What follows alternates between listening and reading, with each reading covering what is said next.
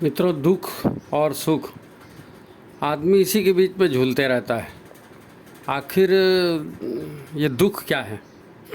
कभी सोचा है दुख माने क्या?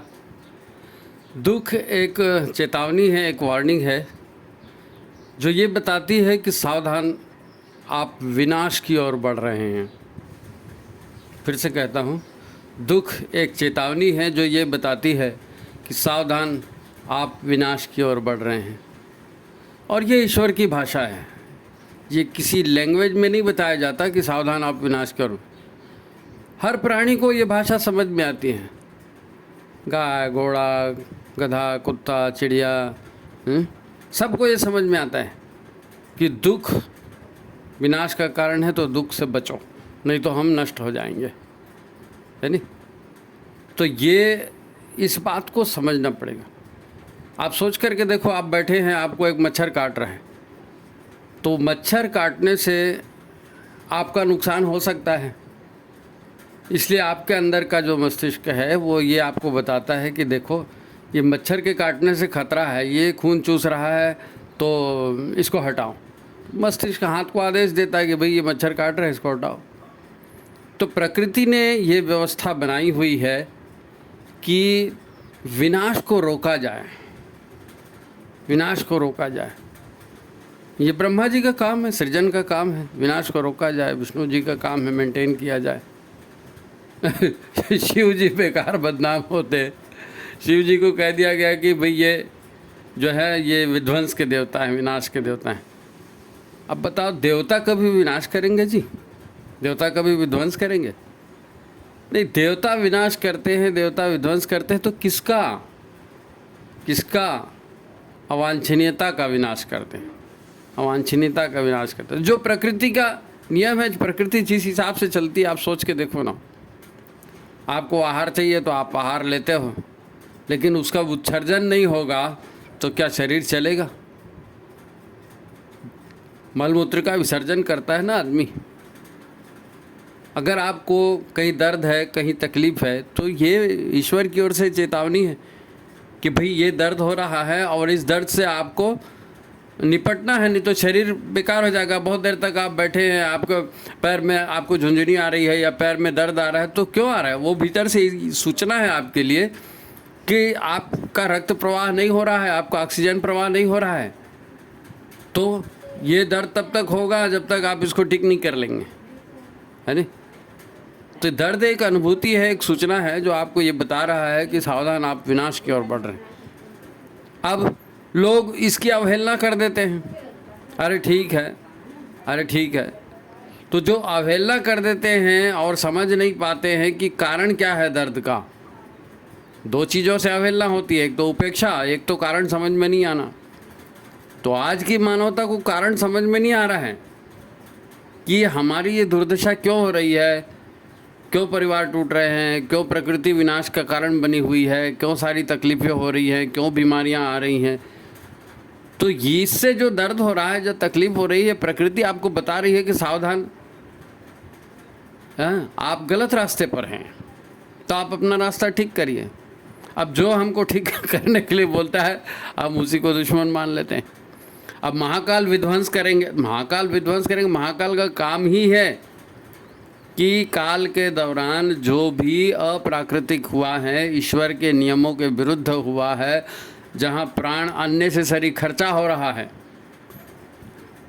उसको दूर करना। तब तो जीवन बनेगा ना, नहीं तो जीवन कैसे बनेगा भाई? विनाश और सृजन, तो जो अवांछनीयता है उसका विनाश होगा, तो जो वांछनीयता है उसका सृजन होगा। तो ये जो दुख की बात है और सुख की बात है, तो ये कोई ऐसा ईश्वर ने आपके साथ कुछ धोखा कर दिया या किसी दूसरे आदमी ने आपको दुख दे दिया, ऐसा नहीं है।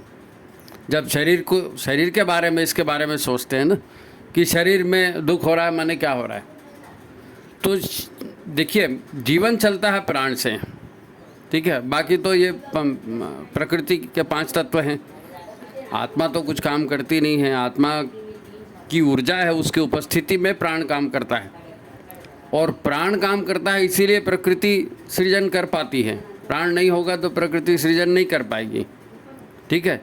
तो जब दर्द होता है, जब तकलीफ़ होती है, जब आप विनाश की ओर बढ़ना शुरू कर देते हैं, तो सबसे पहले तो शरीर रोकता है, शरीर रोकता है कि भाई ये विनाश नहीं होना चाहिए। तो प्राण वहाँ खर्च होता है। जब प्राण वहाँ खर्च होता है शरीर की तकलीफ़ को दूर करने के लिए, तो ये एक इमरजेंसी सिचुएशन है। भैया आप ब्रेक लगा कर साइकिल या गाड़ी नहीं चला सकते ना, ज़्यादा देर तक गाड़ी चल ही नहीं पाएगी ब्रेक लगा के चलाओगे तो। ब्रेक को रिलीज़ करना पड़ेगा। तो ठीक है, थोड़े देर के लिए आपसे कोई गलती हो गई और उस गलती को सुधारने के लिए आपकी चेतना ने प्राण का प्रवाह वहाँ कर दिया, प्राण वहाँ खर्च हो रहा है, लेकिन आप ब्रेक हटा ही नहीं रहे हो, आप रोक ही नहीं रहे हो अवांछनीयता को। तो नकारात्मकता, अवांछनीयता, निगेटिविटी, ये सारी चीज़ें एक ही हैं। इनसे संसार नहीं चलता। संसार को रोकने वाली चीज़ को नकारात्मक कहते हैं और संसार को चलाने वाले को सकारात्मक कहते हैं। तो ये संसार को, गतिविधि को, ब्रह्मांड की गतिविधि को जो रोक रहा है वो नकारात्मकता है। तो उसको रोकने के लिए प्राण गया, अब पूरा प्राण वही खर्चा हो रहा है। तो बाकी आपके शरीर को भाई सांस भी लेना है, खाना भी पचाना है, चलना फिरना भी है, बहुत सारे काम करने हैं। शरीर के दूसरे अंग प्रत्यंग है ना, वो भी तो काम करते हैं। फेफड़े अपना काम करता है, हृदय अपना काम करता है, किडनी अपनी काम करती है, सारे ग्रंथियाँ हैं, दिमाग, सब, उनको भी तो प्राण चाहिए। अब आपने प्राण एक ही जगह लगा दिया, एक ही जगह लगा दिया। कहाँ लगता है प्राण? भावनाओं में, भावनाओं में प्राण लगता है। आपके पास देखिए, इसका गणित क्या है। आपके मन में विचार पैदा हुआ, विचार पैदा हुआ, विचार काहे से पैदा हुआ? क्योंकि शरीर प्रकृति का बना हुआ है, प्रकृति में 3 गुण हैं, 17 स्तंभ। तो जो गुण आपके पास ज़्यादा एंटर कर रहा है, ज़्यादा आ रहा है, वही तो विचार उत्पन्न कर रहा है। अब उस विचार पर अगर आप ध्यान लगा देंगे तो प्राण वहाँ जुड़ जाएगा। और जैसे ही विचारों पर प्राण लगा, वो बन गई भावना। भावना वो होती है जिसका आप क्रियान्वयन होना जरूरी है, शरीर जिसका क्रियान्वयन करेगा, है नहीं? भावना, भाई प्राण के माध्यम से ही तो भावना क्रियान्वित होती है। अब यदि दुर्भावना है, दुर्बुद्धि है और गलत सोच है, गलत विचार है और वहाँ पर आप करने को जा रहे हो, तो वो नकारात्मकता है।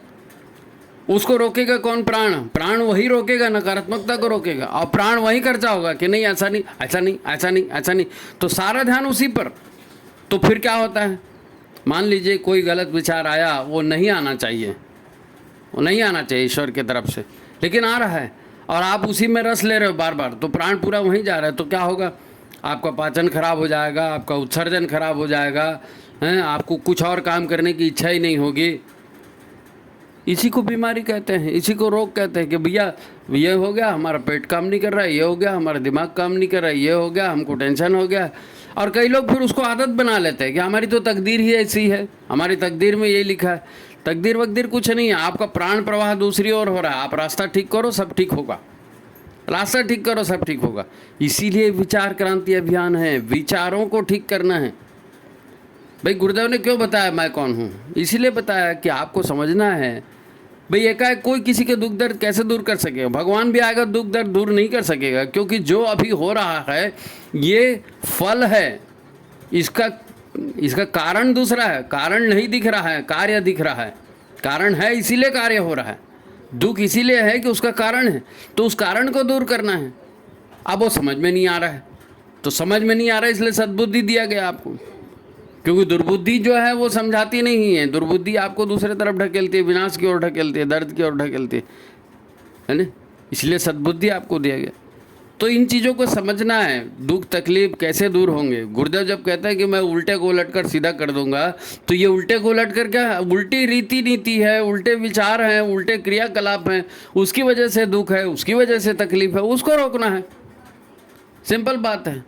नहीं तो गायत्री दिया, गायत्री तो कितने दिन के बाद फलित होती है जी, लेकिन गायत्री दिया इसलिए कि उसके माध्यम से दुर्बुद्धि का नाश होता है, उसके माध्यम से सद्विचार आता है, तो गुरु की बात समझ में आती है।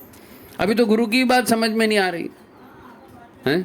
माता जी ने कहा ना कि भैया गुरुदेव ने आपको माला दी, गुरुदेव ने आपको गायत्री दिया, लेकिन भीतर के कषाय कलमश, भीतर के दोष दुर्गुण, उनको भी तो दूर करना है। नकारात्मकता का स्रोत दूर करेंगे, गंदगी हटाएंगे, तो स्वच्छता अपने आप आएगी, जीवन अपने आप आएगा।